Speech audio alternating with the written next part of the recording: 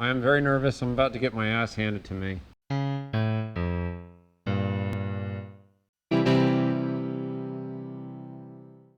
Hi, I'm Jesse Birch. This is You're Better Than Me, and I'm sitting here with Tony Jeffries, who is the bronze medal winner for Great Britain at the 2008 Beijing Olympics. Tony, you're better than me. Thank you very much for being here with me. It's good to be here. Thank you for asking me to do this. I get a little fanboy about athletes, and the fact that you're a medal winner kind of blows my mind. How did you get into this? How did you start? So I started when I was a kid, when I was 10 years old. When I first learned to walk when I was like 1, 2 years old, my granddad used to have me in a boxing stance, throwing punches on his hands. This is in Sunderland in the northeast of England. Right. And I got took to a boxing gym when I was 10. I'd rather play outside with my friends and get up to no good, knock on people's doors and run away and that sort of thing. Were you a ruffian? Yeah, up? I was. Were you a tougher kid? Is that why your granddad thought, I know this is going to be a good Well, I got forced to be a tough kid. I feel like I got forced to be a tough kid. If kids picked on me at school and called me names, which they did, it upset us. I'd go home, my parents would send us back in and tell me to hit them. So.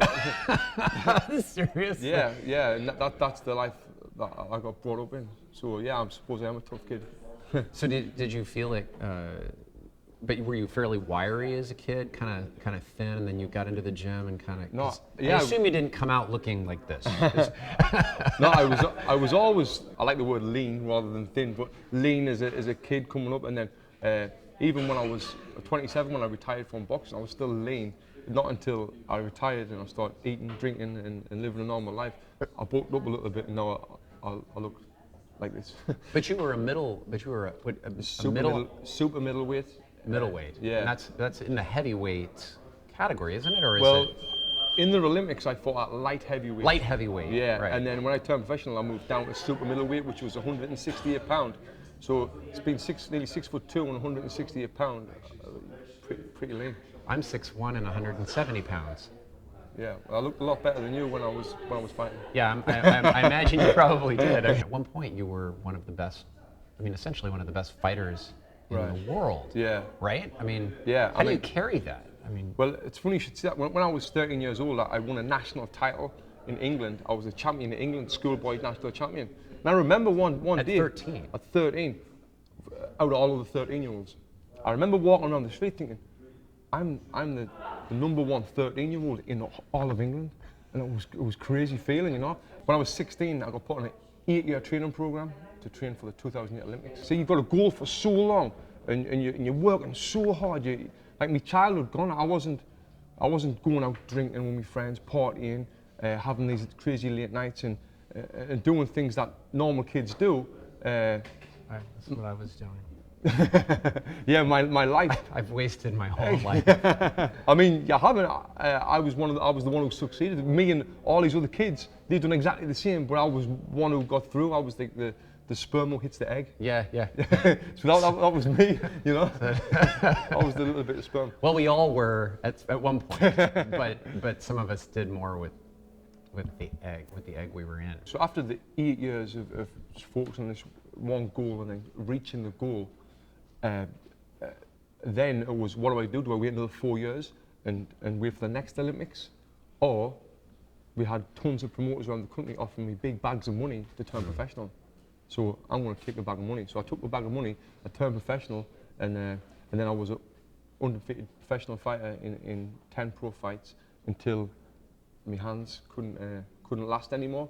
I had 106 fights in my career, a lot of fights, a lot of punches, 17 years of constant pounding on your hands. Is it both hands? Both hands. I got surgery on both hands. Couldn't turn a key, I couldn't button my trousers. My hands were just disabled, really disabled. Then how do you deal with the disappointment or that setback when when so much of your life has been spent focused on the one thing? It was hard because I never had a plan B. All I had was plan A, which was boxing, become a champion, make loads of money. After the Olympics, I turned professional. I never really had a goal. I was just chasing, getting paid lots of money, which was great. But then when my hands were ruined and I couldn't fight again, the money started. I was spending the money. This money started running out. I was like, what am I going to do now? Yeah. And I was depressed. I put weight on. I got fat and started drinking a lot. I came to America to get some treatment on my hands and waited for them to heal. And and my hands never healed. So I end up staying here, and the only thing I know is boxing. I went to a gym, I've done boxing classes. I met my business partner, and I mean the rest's pretty history now. And now life is better than it's ever been. I'm so happy that my hands got injured. I think I've said that before, but I'm teaching boxing, doing what I love. And the big thing is I'm not getting punched in the head anymore. Do you still feel like a fighter inside? I mean, this isn't part of what you do anymore. Yeah, right. Both physically, but also mentally, emotionally. Yeah, that's a great question, a question I've never been asked before. I don't feel like a fighter because I'm not living the lifestyle of a fighter. Because when you're a fighter, all that's on your mind, 24 hours a day is fighting. That's one of the good things about not having to fight anymore. Now I can think about life and enjoy life. So, no, I don't feel like a fighter anymore. But I'll fight anyone. Like I've got the confidence now. I'll walk in any neighborhood, anywhere, where I'm a hard bastard. You know. I'm not. That brings me to another question. Did you feel afraid? Yeah. That fascinates me. I don't know. Right. I was afraid to lose, but before every fight, and I know hundreds, thousands of boxers, and most of them say the same thing. When you walk into the ring, you always think, why the hell am I doing this? That's what boxers think. Why the hell am I doing this? And that just for a split second, and you're like, no, come on, snap out of it, and you've got to fight. And another thing I was afraid of was getting hurt. Like, I don't know, I've never heard a boxer say this before, but I was afraid of getting hurt. I'd been hurt before in a few fights where I've been rocked, never knocked out, and it was horrible. The concussions after the fight, you don't remember anything. So yeah, I guess yeah, I was afraid when I fought, but at the same time, I was confident. I'd go in there, and I'd really believe I was going to win the fight. Every time? Just about every time. There was some fights, and I'll be honest with you, some fights when I went in thinking, I can't beat this guy. He's like kind of in the Olympic semi-finals. I boxed Kenny Egan from Ireland, who was a southpaw. He beat us in the past, and going into the ring, I was like, oh, it's going to be a tough fight. It's going to be a tough fight. I hope I can pull it off. And when you start thinking to yourself, I hope I can win. I mean, you kind of lost the fight already. There's a lot of mental. You got to believe that you're going to win it, but at the same time, there's always that doubt, which I think is good to have the doubt as well. Because if you think you're going to win it, it's going to be easy ride. That's when you're going to get hurt or get or lose. You know. Well, there's a balance between confidence and overconfidence. Yeah, I guess. exactly. Yeah, that's it. Was the Egan fight the toughest fight, or what was one of the toughest fights that you had? Yeah, I think the Egan fight was a tough fight because I knew if I won that fight as well, I would be in the final of the Olympic Games. There was millions and millions of people watching. He beat me pretty easy the first time. That's the first time I've ever spoke about this, and I'm putting all my cards on the table. Now I'm retired, now I'm fat, and I just talk about this shit. And I hope boxers watch this and they realise they're not the only ones that think like that. Yeah, you know? I've heard there's a really interesting difference between people who win the silver. Obviously, when you win the gold, it's fantastic, right? But I've heard that there's an interesting disparity between people who win the silver and people who win the bronze.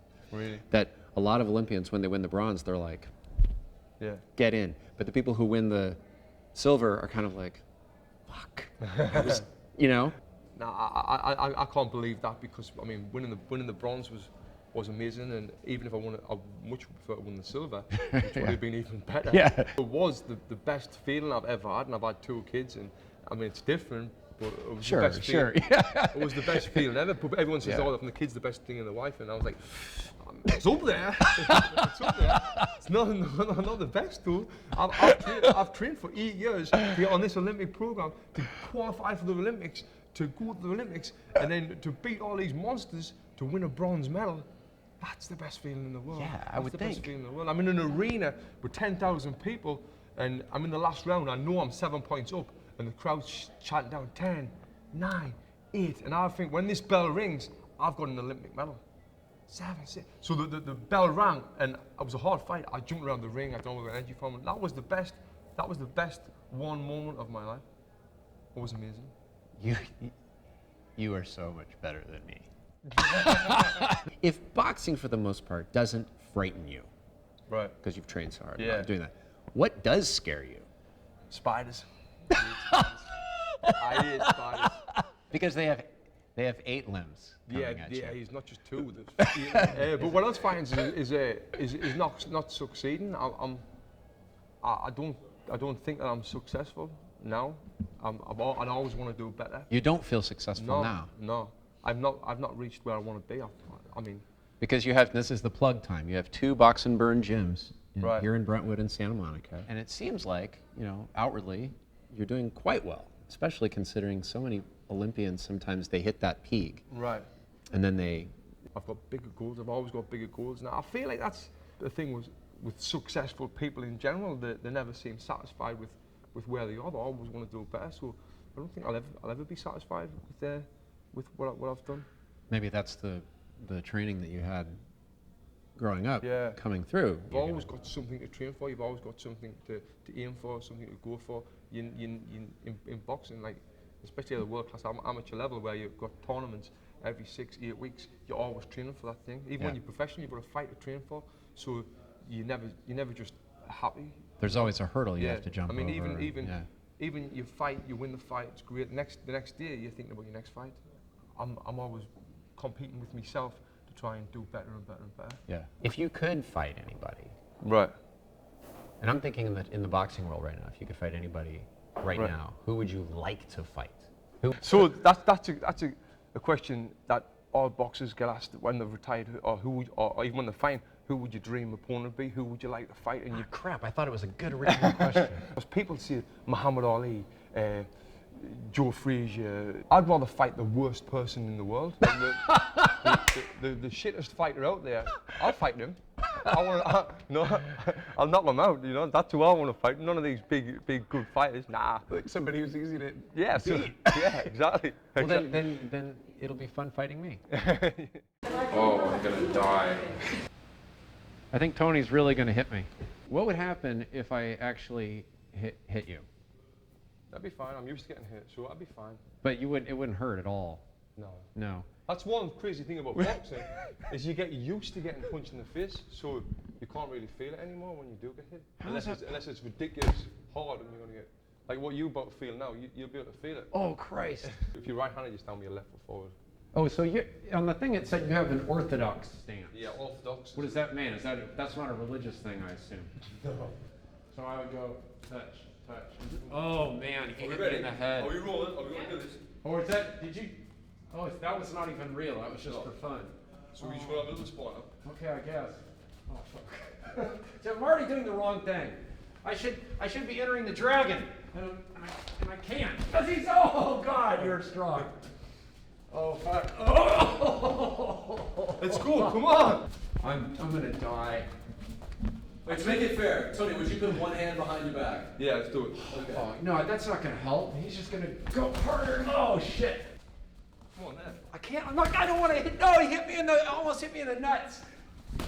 Oh my God. All right, let's go. Let's go. No. I haven't gotten a single punch off. I'm afraid to hit you. That's the problem. I've never been in a fight in my whole life. 45 years. And I've never been in a fight. Oh, Jesus. I don't even know what to do. Keep facing forward. And I don't know how to hit him. He's nice, and I don't want to hit him. See, this is why I'm not a fighter. I'm an actor. I can't even act like a fighter. I got to do this a lot. I think, oh shit, that was in the kidney. You can't hit me. I can't? No. Oh shit. Oh. This is really tiring. Oh wait, you're not supposed to hit me when I'm down. Really? Yeah. Oh. Oh, he's mocking me. It's so bad. Oh God, I'm so tired. So tired, you're gonna hit me one time. No, it's the chasing around, it's this shit. Oh my God. I give up. I'm retired, you win. I'm gonna raise your arm up like this, like they do. Thank you. Excellent work, mate. Good work. Tony Jeffries, Olympian. Thanks for watching. Come to his gym, Box and Burn, in Brentwood and Santa Monica. You too can get your ass kicked just like this.